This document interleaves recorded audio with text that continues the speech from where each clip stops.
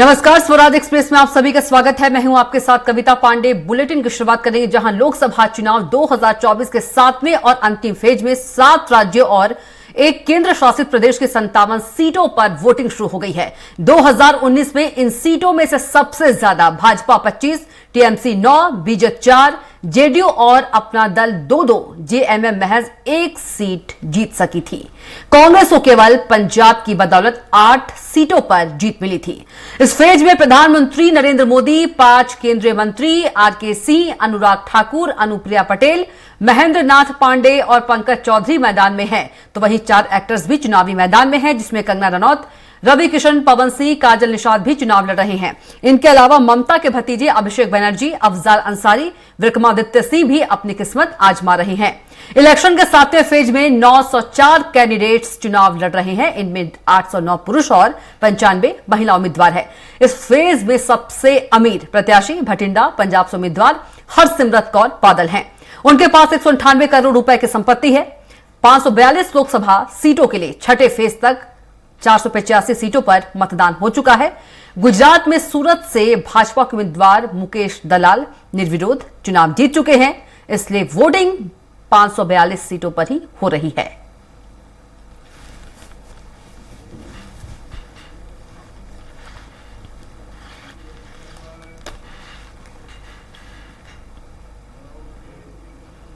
वहीं लोकसभा चुनाव के आखिरी चरण में यूपी की 13 सीटों पर वोटिंग चल रही है। सुबह 7 बजे सीएम योगी ने गोरखपुर में मतदान किया। वाराणसी से कांग्रेस प्रत्याशी अजय राय ने वोट डालने से पहले काशी विश्वनाथ और काल भैरव मंदिर में पूजा अर्चना की। गाजीपुर से सपा प्रत्याशी अफजाल अंसारी ने वोट डाला। उन्होंने दावा किया है कि इंडिया गठबंधन को 300 सीटें मिलेंगी। मिर्जापुर में केंद्रीय मंत्री अनुप्रिया पटेल ने मतदान करने के बाद कहा, इंडी गठबंधन ताश के पत्तों की तरह बिखर जाएगा। 4 जून को तीसरी बार मोदी सरकार बनने जा रही है। यूपी में महाराजगंज, गोरखपुर, कुशीनगर, देवरिया, बांसगांव, घोसी, सलेमपुर, बलिया, गाजीपुर, चंदौली, वाराणसी, मिर्जापुर और रॉबर्ट्सगंज में वोटिंग हो रही है। 144 प्रत्याशी मैदान में हैं। इनमें 134 पुरुष और 10 महिला कैंडिडेट्स हैं। 2 करोड़ 50 लाख वोटर्स इनकी किस्मत का फैसला करेंगे। हाई प्रोफाइल सीटों की बात करें तो वाराणसी से पीएम मोदी के अलावा चंदौली से केंद्रीय मंत्री डॉक्टर महेंद्र नाथ पांडे, मिर्जापुर से केंद्रीय राज्य मंत्री अनुप्रिया पटेल और महाराजगंज से केंद्रीय वित्त राज्य मंत्री पंकज चौधरी किस्मत आजमा रहे हैं। वहीं पूर्व प्रधानमंत्री चंद्रशेखर के बेटे नीरज शेखर बलिया से, माफिया मुख्तार अंसारी के भाई अफजाल अंसारी गाजीपुर से, भोजपुरी अभिनेता रवि किशन और अभिनेत्री काजल निषाद गोरखपुर से चुनाव लड़ रही हैं।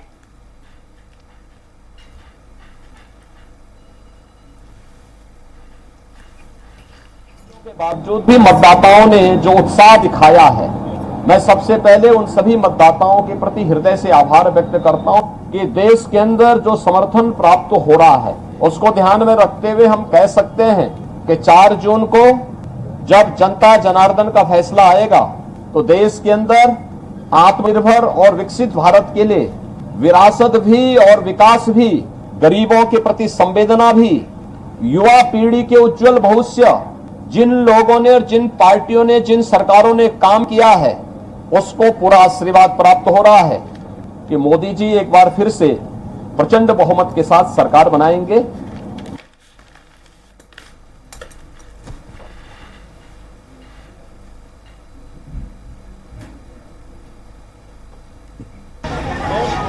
लोकसभा आम चुनाव के अंतिम चरण के लिए मतदान आज सुबह 7 बजे से शुरू हो गया है। मेरी मौजूदगी इस समय वाराणसी में है। वाराणसी में बड़े मतदान काफी तेजी से चल रहा है और ये कि तुरंत एक तस्वीरें मैं दिखाऊंगा कि ये देखिए, एक बुजुर्ग महिला जो काफी उम्र दराज लग रही है, वो चलने में असमर्थ है और व्हील चेयर से मतदान करने के लिए मतदान केंद्र पे आए हैं। बुदौलिया मतदान केंद्र पे है, आदर्श मतदान केंद्र है। यहाँ की तस्वीरें दिखाएंगे। इसी तस्वीरों के साथ हम बताएंगे कि उत्तर प्रदेश के जिन 13 सीटों पे मतदान हो रहे हैं वहां की परिस्थिति क्या है, वहां की समीकरण क्या है। इधर देखिए, सबसे पहले ये तस्वीरें हम दिखा रहे हैं। यहाँ पे देखिए, यहाँ पे स्टॉल लगाया गया है। यहाँ पे जो मतदाता है, ये मतदाता आकर के यहाँ पे अपनी पर्ची मिलान करेंगे और इस पर्ची मिलान करने के बाद यहाँ से जाएंगे। हीट स्ट्रोक का खतरा सबसे ज्यादा इस बार बेहद महत्वपूर्ण रहा है, चुनौतीपूर्ण भी रहा है। तो इसके लिए यहाँ पे 2 बड़े यहाँ पे कूलर लगाए गए हैं, दोनों तरफ कूलर लगाए गए हैं, इसको लेकर के व्यवस्थाएं की गई हैं। और चूंकि अगर बात माने तो कल चुनाव आयोग ने साफ तौर पे कहा था कि इस अंतिम चरण में सबसे ज्यादा अगर किसी को लेकर के चुनौतीपूर्ण माहौल है तो वो है हीट स्ट्रोक को लेकर के। दर्जनों लोगों की मौत पोलिंग बूथ पे पोलिंग पार्टियों को रवाना करते हुए मौत हो चुकी है। और इसके अलावा अगर हम बात करें तो इन 13 सीटों पे जो मतदान उत्तर प्रदेश में हो रहे हैं उनमें 11 सीटों पे एनडीए खासतौर पे भारतीय जनता पार्टी का कब्जा है। 2 सीटों पे घोसी और गाजीपुर से बसपा की जो है जीत मिली थी। हालांकि गाजीपुर की अगर बात करें तो गाजीपुर में जो प्रत्याशी हैं मौजूदा अफजाल अंसारी और मौजूदा सांसद हैं वो बसपा से चुनाव लड़े थे। इस बार मुख्तार अंसारी की मौत के बाद वहां से समाजवादी पार्टी के वो प्रत्याशी हैं, समाजवादी पार्टी के बैनर तले वो वहां से चुनाव लड़ रहे हैं। काफी दिलचस्प लड़ाई वहां का बताया जा रहा है। दूसरा सीट जो घोसी है वहां पर भी दिलचस्प लड़ाई बताई जा रही है। लेकिन अगर बात करें तो यहाँ पे वाराणसी से खुद प्रधानमंत्री नरेंद्र मोदी और अजय राय एक दूसरे के आमने सामने है। वहीं पे गोरखपुर में रवि किशन शुक्ला, काजल निषाद आमने सामने है। और तमाम ऐसी सीटें हर सीटों पे हैं जहां पे मतदान शुरू हो गया है। आज शाम के 6 बजे तक ये मतदान चलेगा। लेकिन फिर मैं आपको बता दूं पूर्वांचल की हर सीटों पे सबसे ज्यादा अगर किसी का कब्जा है तो वो है भारतीय जनता पार्टी का कब्जा है। और उसको लेकर के सारी सुरक्षाएं व्यवस्थाएं पूरी तरीके से कंप्लीट कर ली गई है। चाक चौबंद व्यवस्था कर ली गई है। हर एक पोलिंग बूथ पे दवाओं की व्यवस्था की गई है, ORS घोल की व्यवस्था की गई है। और ये भी तय किया गया है कि अगर किसी तरीके की अनहोनी होती है तो एहतियातन क्या कुछ व्यवस्थाएं करनी है। सिक्योरिटी फोर्सेज भी पूरी तरीके से तैनात कर दिया गया है। मैं फिर एक बार बृहद तस्वीरें दिखाऊंगा कि ये देखिए काशी है, काशी के कोतवाल के लिए यहीं से रास्ता शुरू होता है।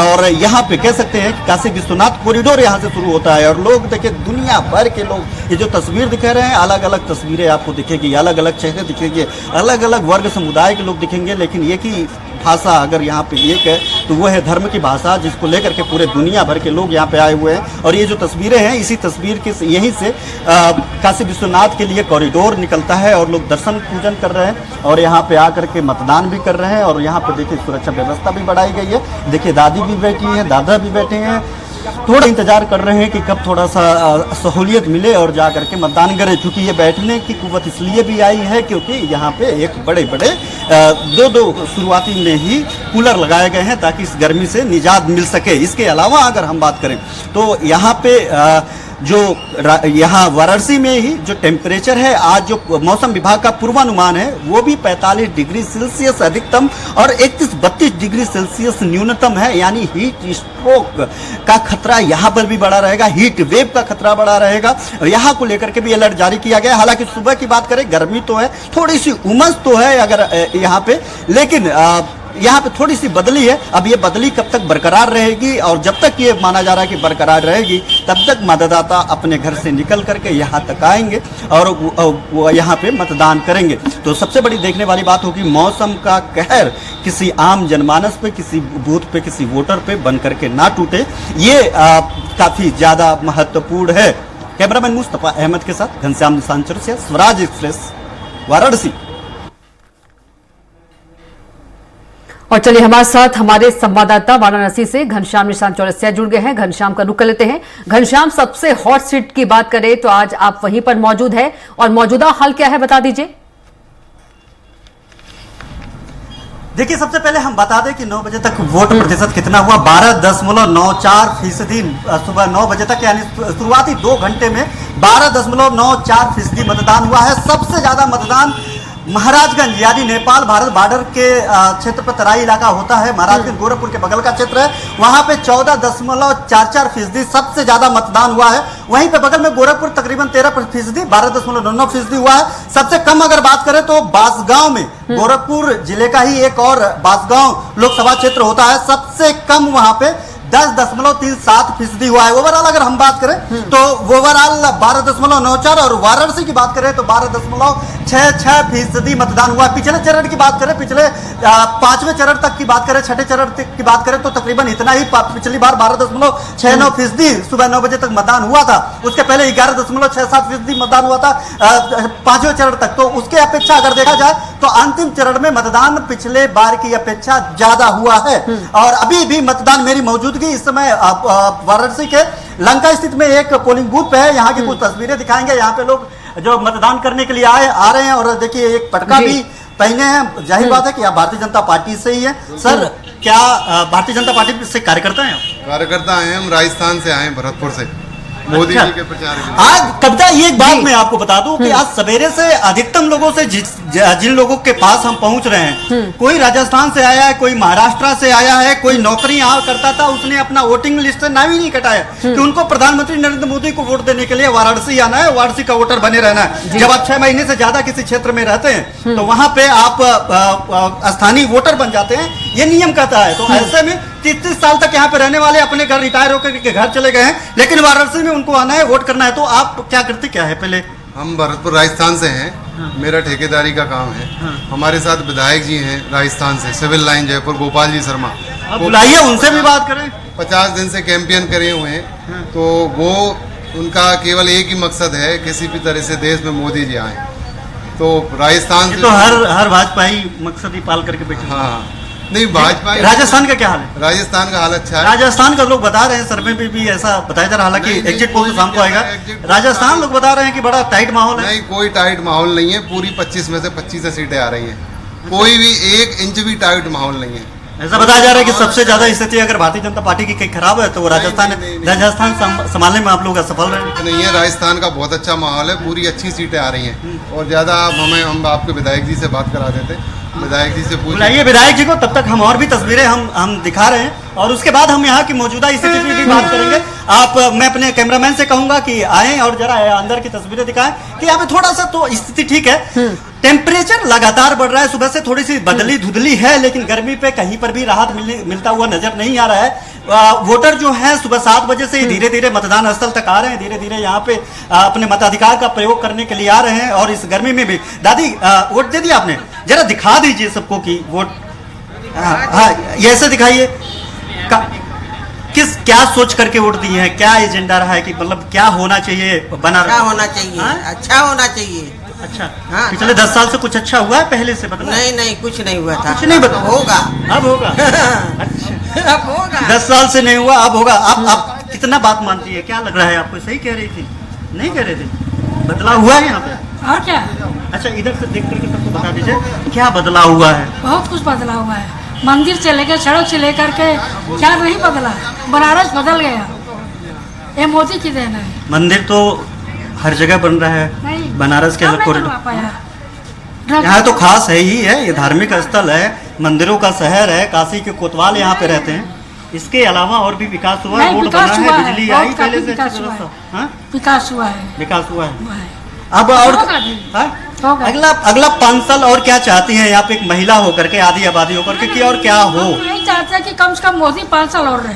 अच्छा, इसके बाद जो मन सो हो। चलिए, उन्होंने कहा कि मोदी जी बहुत अच्छा काम नहीं किया, अब विकास होगा और आप करें। चलिए, बहुत धन्यवाद, और आपसे भी बात करेंगे। सर, आपने वोट दे दिया? आप बता दीजिए सबको कि वोट दे दिया आपने।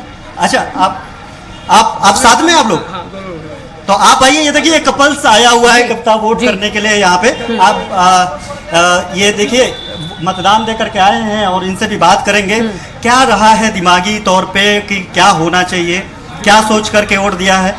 स्थानीय मुद्दा आपके दिमाग में, जेहन में रहा है, बच्चों का भविष्य रहा है, राष्ट्रीय मुद्दे रहे हैं, क्या सोच करके आपने इस बार वोट किया है?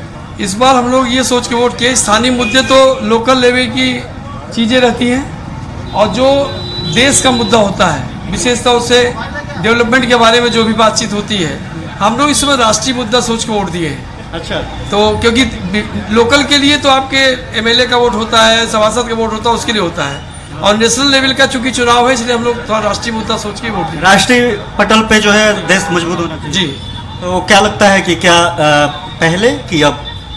देखिए, पहले मजबूत किया, पहले क्या डेवलपमेंट तो लगातार हो रहा है, उसमें कंटिन्यूएशन चाहिए। कंटिन्यूएशन इसलिए चाहिए कि जो काम हुआ है अभी बहुत हद तक नहीं हो पाया है, कुछ और होना बाकी। क्या नाम है आपका? Engineer RK. श्रीवास्तव। श्रीवास्तव जी, आप तो राष्ट्रीय मुद्दे पर रहेंगे, लेकिन घर संभालती हैं आपकी मैडम, आपके लिए क्या मुद्दा रहा है? घर तो आपको संभालना होता है, तो सैलरी आई आपको दे दी है, चौका चूल्हा से लेकर। देश के लिए भी बहुत अच्छे हैं, हमारे देश में सुरक्षा बढ़ी है, सभी के अच्छे हैं, लेकिन मोदी जी को थोड़ा ध्यान देना चाहिए उनको कि एक बेरोजगारी, एक महंगाई, बस और कुछ नहीं। ये सवेरे से ये सुनने के लिए मिल रहा है कि सब कुछ बहुत अच्छा दो है, मुद्दे। लेकिन अगर इस सरकार में एक चीज ऐड ऑन हो जाए कि कुछ बेरोजगारी खत्म हो, कुछ बेरोजगारी और महंगाई पे कुछ अंकुश लगे तो ये सरकार परफेक्शन। परफेक्ट। और भी और लोगों से बात करेंगे, और उसके पहले हमारे साथ एक यहाँ के वाराणसी के और काफी महत्वपूर्ण मामलों में एक न्यास है, उस न्यास के आप कर्ता धर्ता हैं। ज्ञानवापी से जुड़े हुए जो मुकदमे कविता रही हैं, विश्व वैदिक सनातन संघ न्यास संघ से जुड़े रहे, बाद में न्यास बनाया इन्होंने, और वहां से हैं संतोष सिंह जी। बात करेंगे कि क्या मुद्दा रहा है। आप लोगों ने तो पूरा माहौल बना करके 2 साल से रखा हुआ है, ज्ञानवापी पूजा पाठ ये वो, उसका असर है इस चुनाव में? देखिए, ज्ञानवापी की जहाँ तक बात होती है तो ज्ञानवापी हमारे सनातन के आस्था का केंद्र है, वो हर सनातनी को मिलना चाहिए, उसके लिए सभी लोग प्रयासरत हैं। उसका असर इस चुनाव पे है? ज्ञानवापी पे हम अगली बार हम विस्तृत बात कर लेंगे, उसका इस चुनाव पे असर है? देखिए, हर चीज का असर है, विश्वनाथ कॉरिडोर का असर है, श्री राम मंदिर का असर है, विकास का असर है। जो विकास की लहर बही है इस 10 साल के अंदर, वो प्रत्यक्ष दिखाई पड़ रही अभी है। लहर है यहाँ पे वाराणसी? बिल्कुल 100%। आप लोग तो अलग अलग जाते रहते हैं संतोष जी, तो जो वाराणसी का असर है वो क्या अन्य सीटों पे, पूर्वांचल के अन्य सीटों पे है? वाराणसी आपको क्या लगता है? मतलब मैं चाहता हूँ कि आप बड़ा निष्पक्ष रूप से बताएं। स्पष्ट आप समझिए, वाराणसी चूंकि पूर्वांचल का केंद्र है और केंद्र में अगर कोई हलचल होती है तो उसका असर इसके अगल बगल की सीटों पे पड़ता है, और निश्चित तौर पे इसका असर पड़ा है, पूरे पूर्वांचल पर पड़ा है। और जहां तक मैं समझता हूं कि भाजपा गवर्नमेंट दोबारा आने जा रही है, मोदी जी हैट्रिक लगाने जा रहे हैं, और निश्चित तौर पे भाजपा की सरकार बन रही है, इसमें कोई संदेह नहीं है। चलिए संतोष जी, बहुत शुक्रिया। अभी फिर हम आपसे बात करने की कोशिश करेंगे। हमारे साथ वाराणसी के संवाददाता हैं, लगातार यहाँ पे कवरेज करते रहे हैं। मैं धर्मेंद्र जी अपने साथी हैं, इनसे भी समझेंगे कि अभी तक क्या रहा है। धर्मेंद्र जी, क्या रहा इस चुनाव में? आपने कवरेज किया बूथ स्तर पे, अभी मौजूदा स्थिति बता दीजिए वाराणसी में कि कहाँ कोई घटनाएं तो नहीं हुई, किसी तरीके की समस्याएं तो नहीं हुई? जी हाँ, देखिए, कुछ जगहों पे ऐसी जो सूचना मिली है कि अभी हम लोग जहाँ कवरेज कर रहे थे तो गदौलिया पे कुछ छुटपुट ये हुआ था कि ईवीएम कुछ दिक्कत चल रही थी। फिर रोहनिया विधानसभा में कुछ ऐसे बूथ है जहाँ पर इशू चल रहा था। फिलहाल अगर वोट की बात करें तो देखिए, 2 दिन की बहुत प्रचंड गर्मी थी यहाँ पर बनारस में। आज थोड़ा सा मौसम सुधार हुआ है, काफी उमस तो है, लेकिन सुबह से आप देखिएगा तमाम चिलचिलाती धूप, थोड़ा बहुत चिलचिलाती धूप थी 2 दिन पहले तक, और कल तक तो बहुत ज्यादा थी। लेकिन उसके बाद अभी इस समय जिस तरह से धूप कम हुआ है, उमस बढ़ी है, लेकिन सुबह से मतदाताओं की पूरी लाइन लगी हुई है। तो इससे कहीं ना कहीं लगता है कि वोट परसेंटेज बढ़ेगा, जैसे आपने अभी बताया भी है कि 13% के आसपास अभी तक वोटिंग हुई है। तो उसके हिसाब से अब दोपहर की जो सीन होती है वो थोड़ा कम होता है, फिर शाम के सीन में बढ़ता है। तो और इस जो ईवीएम खराबी के बाद और कोई तो घटना नहीं हुई? नहीं, ऐसी कोई घटना तो अभी संज्ञान में भी हम लोग। वीवीआईपीज पे वोटिंग हो गई? हाँ, वीवीआईपीज पे वोटिंग सुबह सुबह जितने भी वीवीआईपीज हैं उन लोगों ने अपनी वोटिंग कर डाली है, और वहां से वो अपने मतदान को उन्होंने सफल भी किया है। उन तरफ से, पार्टियों की तरफ से अभी तक किसी तरीके का कोई ऐसा बयान नहीं आया कि वोट की समस्या है। अच्छा, ये छोटा सा शॉर्ट में धर्मेंद्र जी समझना चाहेंगे कि जो जनता है, जो वोटर्स हैं, आखिरकार किन मुद्दों को लेकर के जा रहे हैं? उनके अंदर क्या है कि 10 साल तक प्रधानमंत्री रहे, बदलाव हुआ है, बदलाव 10 साल के पहले की अगर इसकी तस्वीरें और आपकी तस्वीरों पहचानने में भी नहीं आएगी। जो लोग आए हैं वो लोग रास्ते भूल जा रहे हैं। इवन मैं खुद यहीं पे यहाँ का हूँ, यूपी का हूँ, मैं रास्ता भूल गया कि किधर से जाना है, रास्ते चौड़े कर रहे हैं। तो अभी क्या यहाँ की जनता के लिए है कि क्या मुद्दे हैं, बेसिकली क्या सोच करके लोग निकल रहे हैं वोट करने के लिए? देखिए, पहला मुद्दा देखिए, यहाँ पर एक प्रधानमंत्री जी का जो नरेंद्र मोदी का एक सीट है, संसदीय क्षेत्र है, हॉट सीट है, यहाँ पर तमाम तरीके के ऐसे मुद्दे हैं। फिलहाल जो अभी तक हम 7-8 दिन से जो हम लोग कवरेज कर रहे थे, जो हम लोग जहाँ लोगों से मिल रहे थे, तो उसमें ये सूचना ज्यादा हम लोग को देखने को मिल रही थी कि लोगों का विकास के मुद्दे की बात भी हो या फिर धर्म की बात हो, चाहे वो काशी विश्वनाथ कॉरिडोर है, कहीं ना कहीं वो चर्चा, फिर राम मंदिर का चर्चा तो अयोध्या से कहीं ना कहीं रहा है।